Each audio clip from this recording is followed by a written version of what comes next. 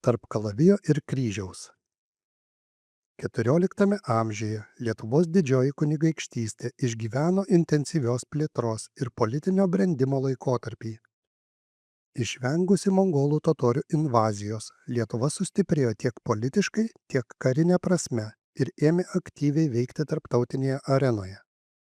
Tačiau šio etapo istorinėme kontekste vis aštriau iškilo religinio apsisprendimo dilema. Krikštas tapo ne vien tikėjimo aktu, bet ir geopolitinio pasirinkimo, diplomatinio išskaičiavimo bei vidinio stabilumo klausimu. Šiame sudėtingame politinių spaudimų ir diplomatinio manevravimo lauke Lietuvos valdovams teko ieškoti sprendimų, leidusių išlaikyti nepriklausomybę, stiprinti valstybės įtaką ir kartu užtikrinti vidaus stabilumą. Nemunas – gynybos linija ir kovų epicentras. XIV amžiuje Nemuno upė tapo strateginė riba tarp Lietuvos didžiosios kunigaikštystės ir kryžiuočių ordino valdomų žemių. Abi pusės, siekdamos kontroliuoti vandens kelius ir apsaugoti savo teritorijas, pakrantėse statė gynybinius įtvirtinimus, taip sudarydamos daugiasluoksnę pilių sistemą. Lietuviškos Veliuonos, Bisenės, Kauno, Pieštvės, Kolainių pilys ir kryžiuočių Marienwerderio bei Goteswerderio pilys tapo nuolatinių mūšių epicentrais. Itin aštrios kovos vyko dėl Veliuonos pilies. Ją kryžiuočiai puolė daugiau kaip 10 kartų. Pilis ne kartą buvo sugriauta ir atstatyta, kol galiausiai ją sudegino patys gynėjai. Siekdami prasiveržti į Lietuvos didžiosios kunigaikštystės gilumą, kryžiuočiai dažnai rengdavo apgultis, naudodami medinius bokštus, taranus, katapultas, kasdavo apkasus, statydavo pylimus, blokuodavo maisto tiekimą ir vykdydavo koordinuotus puolimus iš kelių krypčių. Žiemą užšalęs Nemunas tapdavo natūraliu tiltu, o įšalusios pelkės ir upės leisdavo pasiekti kitaip sunkiai prieinamas teritorijas. Vandens keliai, ypač Nemunas, buvo naudojami kariniai įrangai, apgulties mašinoms ir kariams gabenti, todėl upė tapo svarbia logistinė arterija. Tuo tarpu lietuviai atsakydavo kontrpuolimais, stengdamiesi susigrąžinti prarastas tvirtoves ir sustabdyti ordino ekspansiją. 1336 m. vasario 25 d. kryžiuočių ordinas, sutelkęs apie 200 riterių ir 6000 kitų karių, apgulė Pilėnų pilį, kurią gynė kunigaikštis Margiris. Supratę, kad neįstengs atsilaikyti, gynėjai pasirinko mirtį vietoj nelaisvės. Jie sudegino pilį ir atėmė savo gyvybės.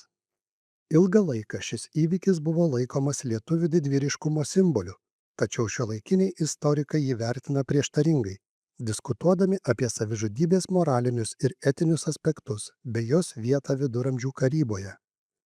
Nepaisant skirtingų interpretacijų, Pilėnų gynyba išlieka svarbiu Lietuvos istorijos įvykiu, atspindinčiu to meto kovų intensyvumą ir žmonių pasiryžimą ginti savo laisvę bet kokią kainą. Ilgamečiai konfliktai tarp Lietuvos didžiosios kunigaikštystės ir Vokiečių ordino 13–14 amžiuje kardinaliai pakeitė pasienio regionų demografinę padėtį ir ekonominę struktūrą. Besitęsiantys karo veiksmai, nuolatiniai abipusiai antpuoliai ir sistemingos plėšiamosios ekspedicijos vertė vietinius gyventojus palikti derlingas žemes prie Nemuno ir jo intakų. Ilgainiui tarp abiejų valstybių susiformavo beveik negyvenama teritorija, istoriografijoje vadinama dykra. Įdomu tai, kad ši dykra nebuvo vien karo pasekmė, ji tapo ir sąmoningai palaikomų strateginių apsaugos ruožų. 1362 metais kryžiuočiai, vadovaujami didžiojo magistro Vinricho von Kniprodės, surengė didelę karinę operaciją prieš Kauno pilį. 3 savaitės trukusi apgultis tapo viena didžiausių kampanijų šiame regione. Kryžiuočiai naudojo apgulties bokštus, taranus ir kitas technologijas, siekdami pralaužti pilies gynybą. Gynėjams, vadovaujamiems kunigaikščio Vaidoto, nepavyko atsilaikyti. Pilis buvo sugriauta, o jos gynėjai žuvo arba pateko į nelaisvę. Šis pralaimėjimas susilpnino Nemuno gynybinę liniją ir atvėrė kryžiuočiams kelią į Lietuvos gilumą. XIII amžiaus antroje pusėje pradėjusi formuotis Lietuvos didžiosios kunigaikštystės gynybinė sistema prie Nemuno XIV amžiaus viduryje buvo pralaužta. Ši sistema, sudaryta iš maždaug 20 strategiškai išdėstytų pilių palei Nemuną ir jo intakus, ilgą laiką veikia kaip pagrindinis barjeras, saugantis valstybės branduolį. Po Kauno pilies žlugimo kryžiuočių puolimai suintensyvėjo. 1362–1382 metais jie surengė apie 100 karinių ekspedicijų į Lietuvą. Lietuviai tuo metu atliko maždaug 40 puolamųjų operacijų. Ordino iždo dokumentai rodo padidėjusį finansavimą Lietuvos puolimui, liudijantį apie kryptingą karinės kampanijos eskalavimą. Kryžiuočių žygiai pasiekė Trakų ir Vilniaus apylinkes, o jų maršrutai nusidriekė toliau nei bet kada anksčiau, verčiant Lietuvos didžiąją kunigaikštystę stiprinti centrinės dalies gynybą. Lietuvos ekspansija į rytus. XIII amžiaus viduryje mongolų totoriai, vadovaujami Batu chano, nusiaubė Kijevo Rusią, o 1240 metais sugriovė patį Kijevą. Po šios pergalės Rusijos kunigaikštystės pateko į Aukso ordos valdžią. Jos buvo priverstos mokėti duoklę ir gauti chano pritarimą valdovų paskyrimui. Mongolų dominavimas susilpnino vietos ekonomiką, sumažino karinius pajėgumus ir dar labiau suskaldė kunigaikštystės, kurios dažnai varžėsi tarpusavyje. Tuo tarpu Lietuvos didžioji kunigaikštystė išvengė tiesioginės mongolų agresijos, todėl išsaugojo politinį savarankiškumą ir karinį potencialą. Šią situaciją pasinaudojo Gediminaičių dinastija, pradėjusi sistemingą ekspansiją į rytus. Iš pradžių lietuviai įsitvirtino Juodosios Rusios teritorijoje, dabartinėje vakarų Baltarusijoje, o vėliau, pasitelkdami vietinių kunigaikščių siekį ištrūkti iš mongolų valdžios, toliau plėtė savo įtaką į rytus. Kai kurios kunigaikštystės savanoriškai pripažino Lietuvos didžiosios kunigaikštystės valdžią, ieškodamas apsaugos nuo Aukso ordos priespaudos. Kitos buvo prijungtos per dinastinės santuokas arba karinės kampanijas. Lietuvos didžiosios kunigaikštystės ekspansija į rytus pasiekė kulminaciją valdant Algirdui, kuris ryžtingai tęsė savo tėvo Gedimino politiką. 1363 metais jis surengė karinę kampaniją prieš Aukso ordos vietininkus Podolėje ir Polesėje, siekdamas išstumti mongolų totorius iš strategiškai svarbių slavų žemių. Mūšyje prie Mėlynųjų vandenų Algirdo vadovaujama lietuvių ir jam pavaldžių Rusios kunigaikščių kariuomenė sutriuškino mongolų pajėgas. Ši pergalė susilpnino Aukso ordos įtaką regione ir atvėrė kelią Lietuvos didžiajai kunigaikštystei perimti Kijevo kunigaikštystę. Kijevas, kadaise buvęs vienas didžiausių Europos miestų ir svarbiausias Rusios civilizacijos centras, tapo Lietuvos didžiosios kunigaikštystės dalimi. Algirdas paskyrė savo sūnų Vladimirą Kijevo kunigaikščiu, taip užtikrindamas dinastinę kontrolę ir Lietuvos didžiosios kunigaikštystės įtakos tęstinumą. Po šios pergalės lietuviai įsitvirtino ne tik Kijeve, bet ir Podolėje, regione jungusiame Juodosios jūros prekybos kelius su Vidurio Europa. Tai sustiprino LDK ekonominius ryšius ir geopolitinės pozicijas, bet kartu išprovokavo Maskvos kunigaikštystės nepasitenkinimą, nes pastaroji taip pat siekė plėsti savo įtaką buvusiose Kijevo Rusios žemėse. XIV amžiuje Lietuvos didžiosios kunigaikštystės ir Maskvos kunigaikštystės santykiai tapo vis labiau įtempti. Stiprėjanti Maskva, kuriai nuo 1359 metų vadovavo kunigaikštis Dmitrijus Donietis, siekė sutelkti šiaurės rytų Rusijos žemes ir tapo rimtu Lietuvos didžiosios kunigaikštystės konkurentu regione. Algirdas, suprasdamas grėsmę, surengė 3 didelius karinius žygius prieš Maskvą 1368, 1370 ir 1372 metais. Pirmojo žygio metu lietuvių kariuomenė pasiekė Maskvą ir nusiaubė jos apylinkes, tačiau neseniai pastatytos mūrinės Kremliaus sienos apsaugojo miestą nuo užėmimo. 1370 metais Algirdas vėl apgulė Maskvą, tačiau ir šį kartą nesėkmingai. Trečiasis žygis 1372 metais baigėsi taikos sutartimi, kuri laikinai nustatė įtakos ribas tarp Lietuvos didžiosios kunigaikštystės ir Maskvos. Plečiant LDK įtaką rytinėse slavų žemėse, valdovai nesiekė įvesti radikalių reformų. Prijungtose kunigaikštystėse buvo išsaugoti tradiciniai administraciniai modeliai. Vietiniai kunigaikščiai ir didikai dažnai išlaikydavo savo titulus bei valdžią, pripažindami Lietuvos didžiosios kunigaikštystės viršenybę ir mokėdami duoklę.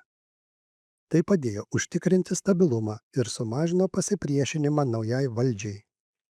Vietos teisėje dominavo Rusios teisynas, kuris toliau reguliavo teisinius santykius, o miestams buvo palikta savivalda ir prekybos lengvatos. Net po 1387 metų Lietuvos krikšto stačiatikių bažnyčia išsaugojo savo autonomiją ir privilegijas. Lietuvos didžiosios kunigaikštystės valdovai nesiėmė jų riboti ar keisti religinių praktikų. 14–15 amžiuje Lietuvos didžioji kunigaikštystė tapo didžiausia valstybė rytų Europoje. Jos teritorija nusidriekė nuo Baltijos iki Juodosios jūros ir siekia apie 930 000 kvadratinių kilometrų. Valstybėje gyveno įvairių tautų žmonės – lietuviai, rusėnai, ukrainiečiai, lenkai, totoriai, žydai, karaimai, vokiečiai ir kiti. Lietuvos didžioji kunigaikštystė buvo religinės įvairovės šalis. Stačiatikybė dominavo rytinėse žemėse, katalikybė vakaruose, o žydų, musulmonų ir karaimų bendruomenės klestėjo miestuose. Nepaisant oficialaus Lietuvos krikšto 1387 metais, Lietuvos didžiosios kunigaikštystės valdovai laikėsi religinio pakantumo politikos.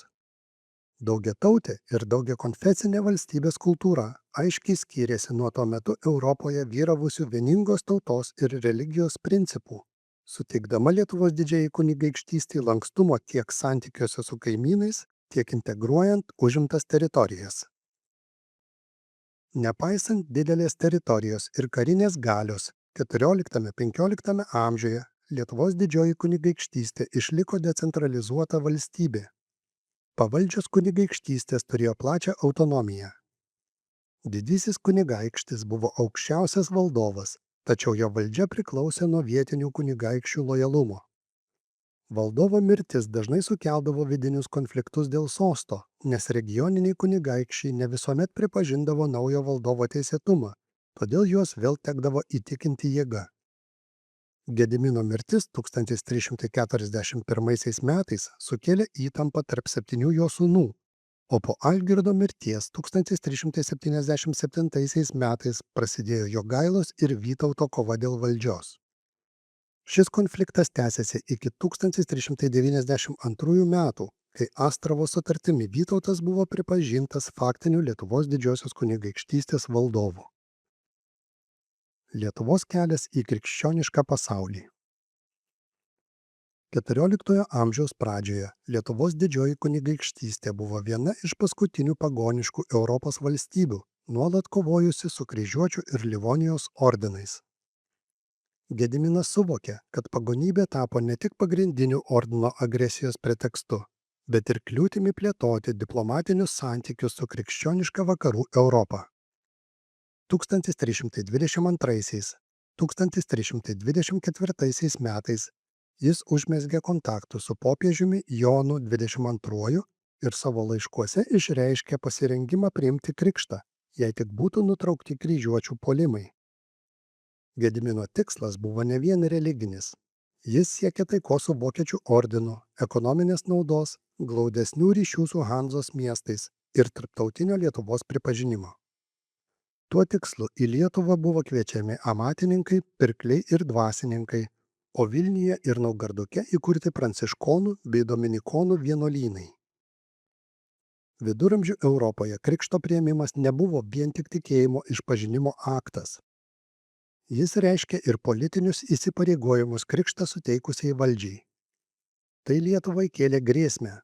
Artimiausias katalikiškas kaimynas, Vokiečių ordinas, buvo tuo pačiu ir pagrindinis priešas, siekęs pavergti Lietuvos žemes. Gediminas suprato, kad priimdama krikštą iš ordino arba Šventosios Romos imperatoriaus, Lietuva rizikuotų netekti suvereniteto ir tapti vasalinę valstybę. Kryžiuočiai stengiasi kontroliuoti Lietuvos krikšto procesą, siekdami, kad naujai įsteigtos vyskupijos būtų pavaldžios Rygai ar kitiems jiems palankiems centrams. Gediminas priešingai siekė tiesioginio pavaldumo popiežiui, tačiau tuo metu dėl konfliktų su Šventosios Romos imperija popiežius neturėjo pakankamai galios užtikrinti Lietuvos nepriklausomybę.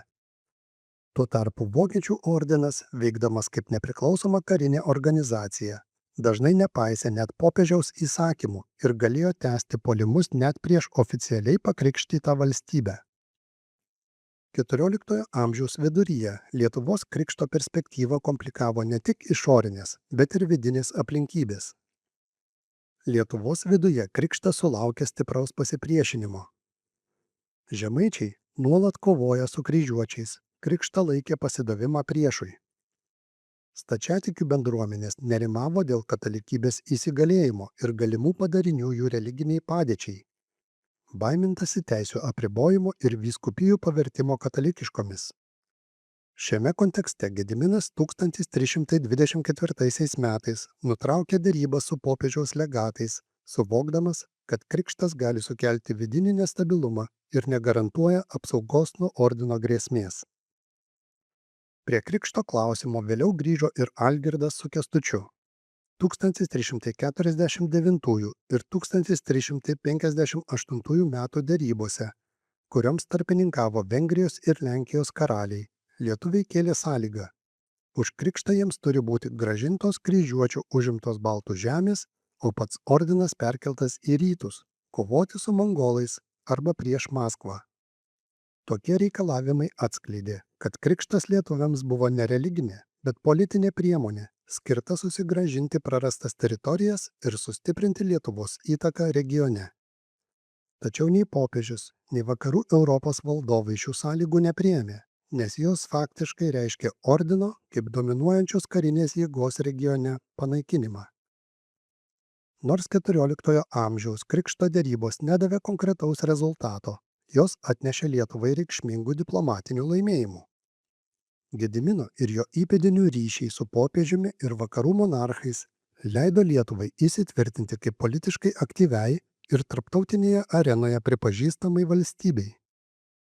1323–1324 metais pasiektos laikinos paliaubos su kryžiuočių ordinu sudarė sąlygas Lietuvai atsigauti nuo karo įtampos, sustiprinti gynybinius įtvirtinimus ir konsoliduoti vidaus valdžią. Taip pat šios derybos suteikė progą užmegzti tiesioginius kontaktus su Šventuoju sostu ir Europos valdovais, apeinant ordiną kaip tarpininką.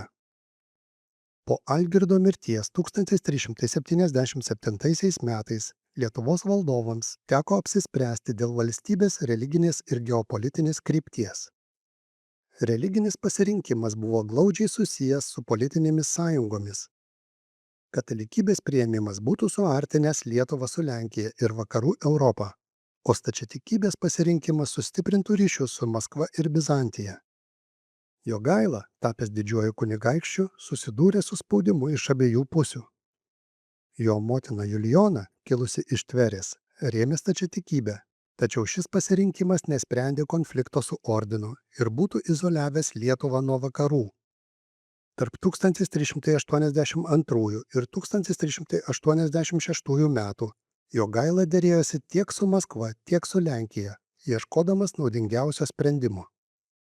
Galiausiai 1385 metų Krėvos sutartis ir 1387 metų Lietuvos krikštas nulėmė valstybės integraciją į katalikiškąją vakarų Europos erdvę.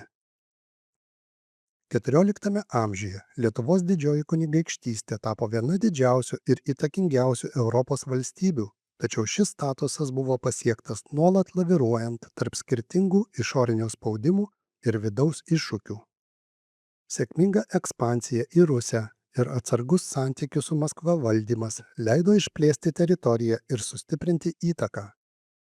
Tuo pat metu krikšto klausimas išryškino Lietuvos gebėjimą derinti politinius interesus su religiniais sprendimais, išsaugant nepriklausomybę ir ilgainiui įsiliejant į krikščioniškąją Europą.